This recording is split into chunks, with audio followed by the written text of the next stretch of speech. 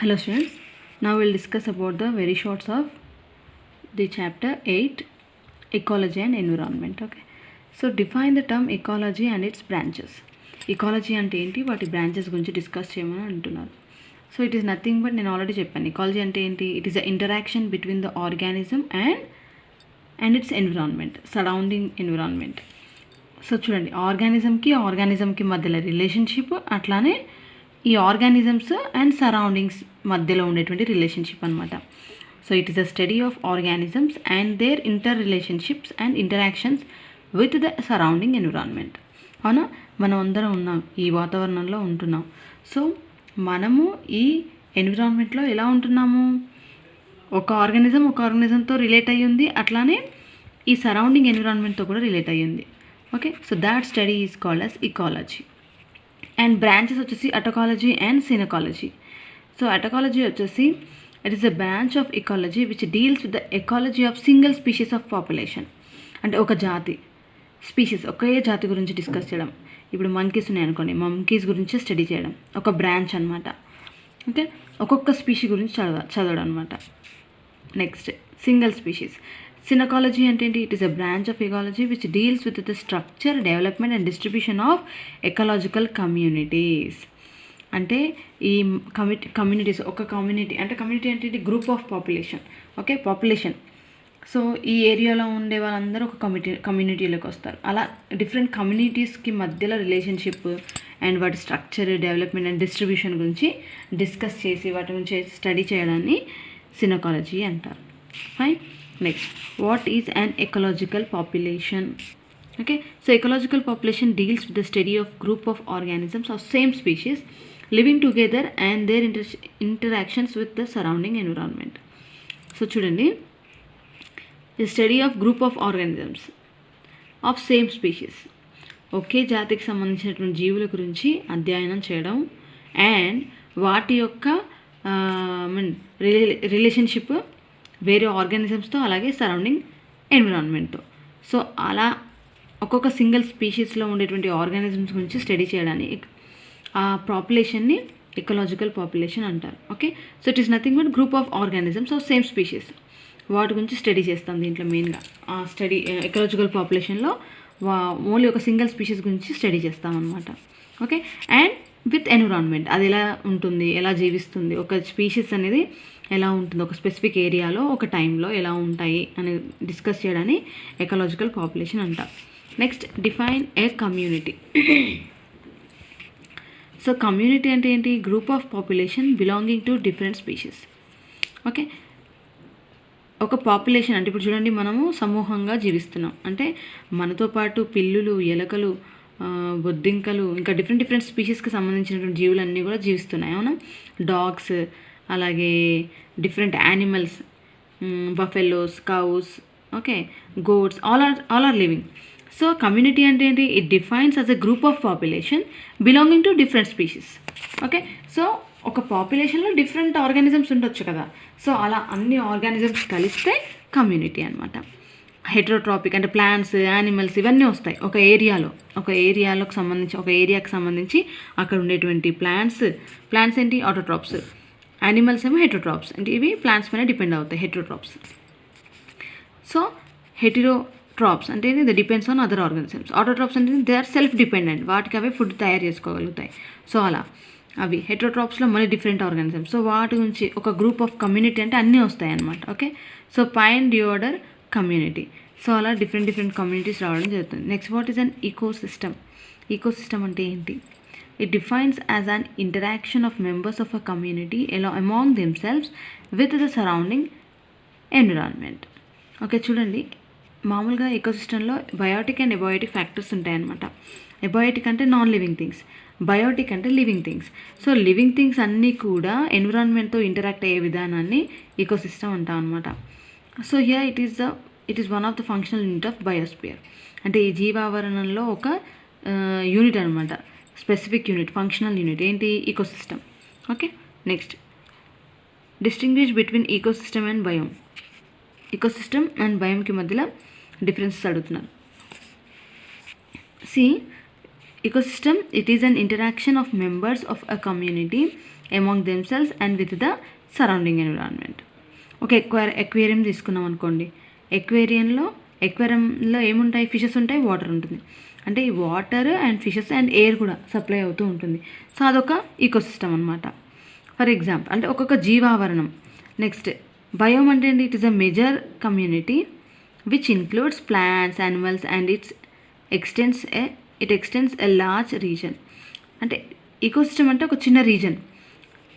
బయోమ్తో పోలిస్తే ఈకోసిస్టమ్ చిన్నదనమాట. ఇప్పుడు ఫర్ ఎగ్జాంపుల్ నేను వాటర్ ఈకోసిస్టమ్ అని అనుకోండి, మొత్తం వాటర్ అంతా. ఇప్పుడు ఒక మన విలేజ్కి సంబంధించిన చెరువు ఉందనుకోండి, ఆ చెరువు అంతా ఒక ఈకోసిస్టమ్. అక్కడ నివసించేటువంటి జీవులు అవన్నీ కూడా ఆ ఈకోసిస్టంలోకి వస్తాయి. ఓకే, సో అలా అనమాట. బయోమ్ అంటే ఏంటి? ఇది పెద్ద జీవావరణం. సో ఇక్కడ చాలా జీవులు ఉంటాయి. సో లైక్ చూడండి, desert, marine water and biomes అన్నీ. సో అలా వస్తాయి అన్నమాట. So this is the difference.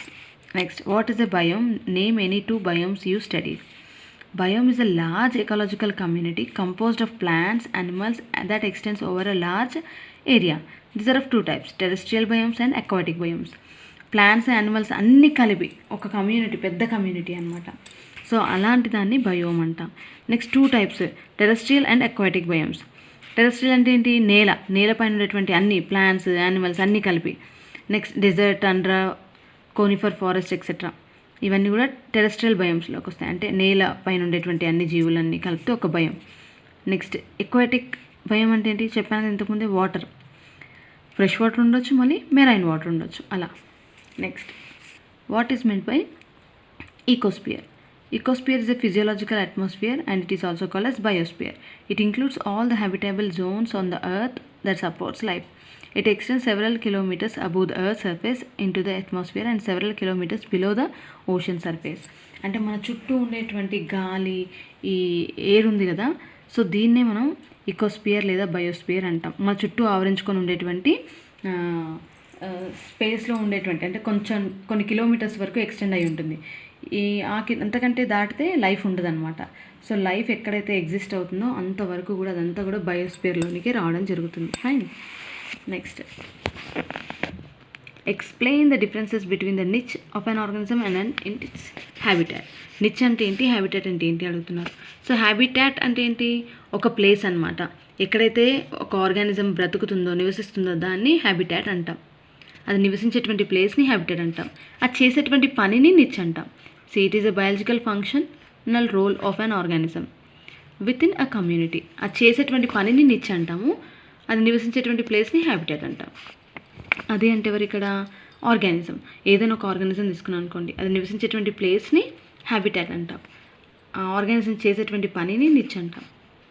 So A population has more genetically similar organisms than those on biotic community. Justify the statement. So a group of organisms of a single species with same genotype is known as population, but a biotic community consists of groups of organisms of different species with different genotypes living in a specific area. Okay, population ki biotic community ki చాలా difference ఉంది. Population అంటే ఏంటి? ఒకే single స్పీషీస్కి సంబంధించినటువంటి జీవులన్నింటినీ ఒక population అంటాం. అంటే వాళ్ళలో DNA కానీ జీనోటైప్ అండ్ అదంతా కూడా సేమ్ ఉంటుంది కాబట్టి పాపులేషన్ అంతా కూడా ఒక స్పీషీస్. బయోటిక్ కమిటీ అంటే ఏంటి? అందులో డిఫరెంట్ ఆర్గానిజమ్స్ ఉంటాయి, డిఫరెంట్ స్పీషీస్కి సంబంధించిన జీవులు ఉంటాయి కాబట్టి. సో బయోటిక్ కమ్యూనిటీ అనేది డిఫరెంట్ జీనోటైప్స్తో కూడినటువంటి స్పీషీస్ ఉంటాయి కాబట్టి అది group of organisms. Okay, community కిందకు వస్తుందన్నమాట. డిఫరెంట్ స్పీషీస్ ఉంటాయి, ఇక్కడ సింగిల్ స్పీషీస్ ఉంటుంది పాపులేషన్లో, అంతే. How do the fish living in Antarctic waters manages to keep their body fluids from freezing?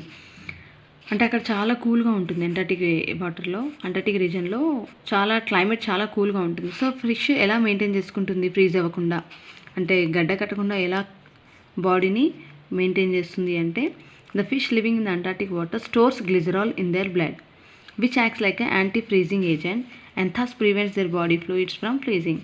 So fish బ్లడ్లో ఏముంటుంది? అంటార్టిక్ వాటర్లో నివసించేటువంటి ఫిష్లో గ్లిజరాల్ ఉంటుంది అన్నమాట బ్లడ్లో. సో ఈ గ్లిజరాల్ ఏం చేస్తుంది? వాటి యొక్క బాడీని టెంపరేచర్ని మెయింటైన్ చేస్తుంది అనమాట. సో యాంటీ ఫ్రీజింగ్ ఏజెంట్ లాగా పనిచేస్తుంది. And finally it prevents their body fluids from freezing. Freezing అంటే ఏంటి? గడ్డ కట్టకుండా చూస్తుంది అనమాట ఈ గ్లిజరాల్. ఓకే, సో అంతే, ఎక్కడైనా సరే ఆర్గానిజమ్స్ ఏవైనా సరే, ఒక జీవి ఉందనుకోండి, ఇప్పుడు చూడండి మనం ఏం చేస్తాం, వింటర్ సీజన్ రాగానే స్వెటర్స్ వాడతాం. అదే సమ్మర్ సీజన్ అయితే ఫ్యాన్స్ ఎక్కువగా వేస్తాం, ఏసీస్ వాడతాం. అంటే ఏంటి, మనం టెంపరేచర్ని తగ్గట్టు మన బిహేవియర్ మారుతూ ఉంటుందన్నమాట. సో అలాగే ఆర్గానిజమ్స్ కూడా న్యాచురల్గా కొన్ని ప్రోటీన్స్ని తయారు చేసుకుంటాయి, ఎంజైమ్స్ని తయారు చేసుకుంటాయి. ఈ జీవావరణంలో బ్రతకడానికి వాటికంటూ ఒక స్పెషల్ క్యారెక్టర్ని తయారు చేసుకుంటాయి అన్నమాట. ఓకే, అది. How does your body solves the problem of altitude sickness when you ascend tall mountains?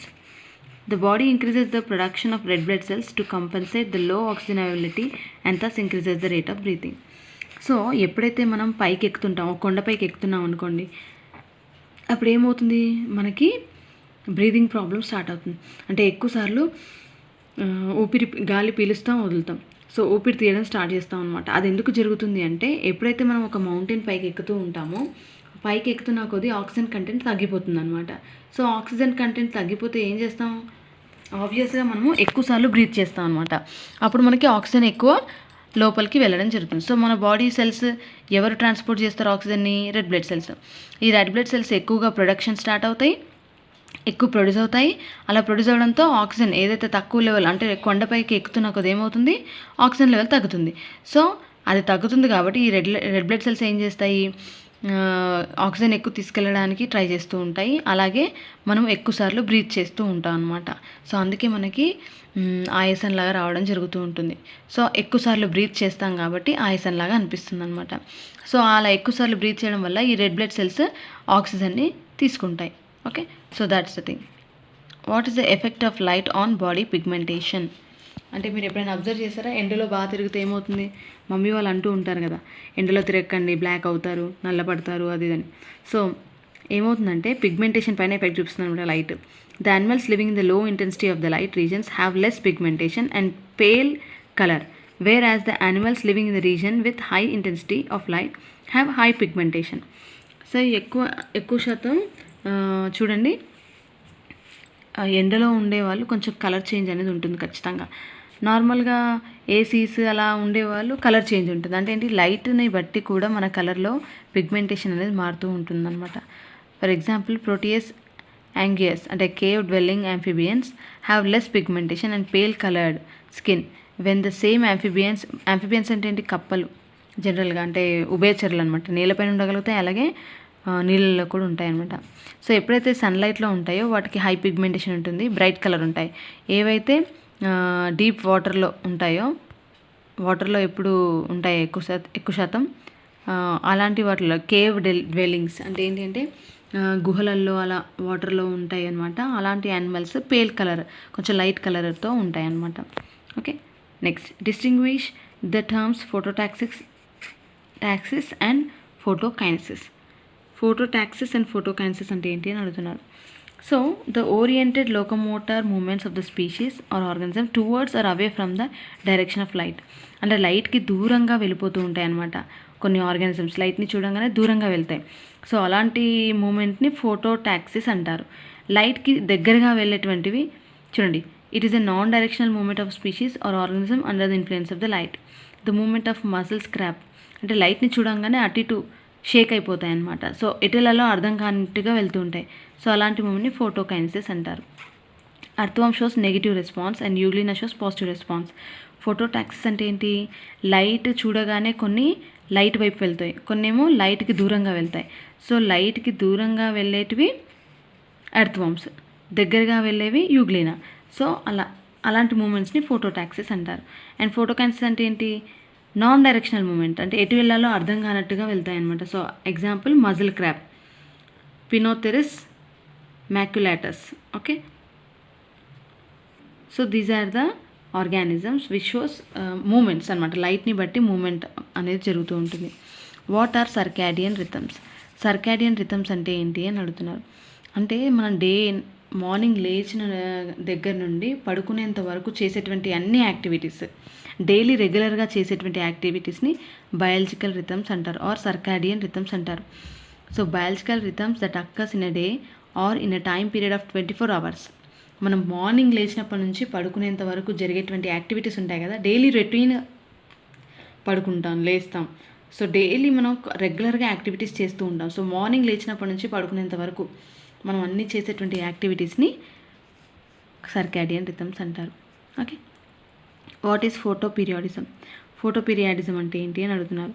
So the response of an organism to photoperiod, that is the duration of organism expose to light in a day is called ఫోటోపీరియాడిజం.